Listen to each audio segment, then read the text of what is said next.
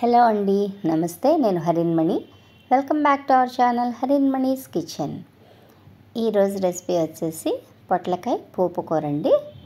దీనికోసం పొట్లకాయ తీసుకున్నాను. నేను నాటు పొట్లకాయ అండి. ఈ పొట్లకాయని చిన్న చిన్న ముక్కల కింద కట్ చేసేసుకున్నాను. నేను దీంట్లో గింజలతో సహా తీసుకున్నాను. అలాగే తాలింపుకి ఆవాలు, జీలకర్ర, ఎండుమిర్చి, కరివేపాకు, వెల్లుల్లి రెబ్బలు. చాలా సింపుల్గా చేసేసుకోవచ్చండి ఈ కర్రీ అయితే.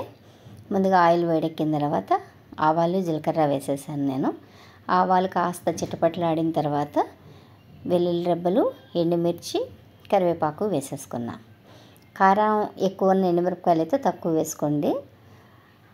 ఓకే, ఇప్పుడు ఇవి కూడా బాగా వేగిపోయిన తర్వాత ఈ ముక్కలన్నీ వేసేసుకుంటున్నాను.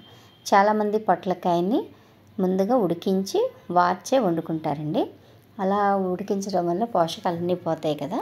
నేనైతే డైరెక్ట్గానే వేస్తున్నాను, పచ్చివే వేసేసుకుంటున్నాను. ఇప్పుడు ఇందులోనే ఉప్పు, పసుపు వేసేసుకొని స్టవ్ని సిమ్లో పెట్టేసి బాగా కలిపేసి మూత పెట్టి ఉడికించుకోవడమేనండి. ముందుగా ఉడికించుకుంటే కూర చాలా తొందరగా అయిపోతుంది, అంతేకాని చాలా మట్టుకి పోషకాలు లాస్ అవుతాం మనం. అందు గురించని పచ్చివే ఇలా డైరెక్ట్గా ఉడికించుకుని తింటే చాలా బాగుంటుంది. ఓకేనండి. మధ్య మధ్యలో మాత్రం కలుపుకుంటూ ఉండాలి. పొట్లకాయ కూడా చాలా తొందరగానే మగ్గిపోతుంది, ఎందుకంటే వాటర్తో ఉంటుంది కదా పొట్లకాయ కూడా. అందుగురించి వాటర్ కంటెంట్ ఉండడం వల్ల తొందరగానే మగ్గుతుంది. ఓకే, మళ్ళీ ఒకసారి కలుపుకుందామండి. పోపు అడుగంటుతుంది అంటే కాస్త కూర దగ్గరికి వచ్చేసిందండి అయిపోవడానికి. మరి కాసేపు ఉడికించుకుందాం.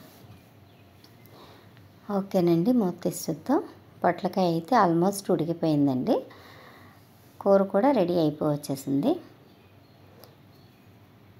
ఓకే, రెడీ అయిపోయిందండి. ఇంతేనండి, చాలా హెల్దీ అండ్ టేస్టీ అయిన పొట్లకాయ పోపు రెసిపీ రెడీ అయిపోయింది.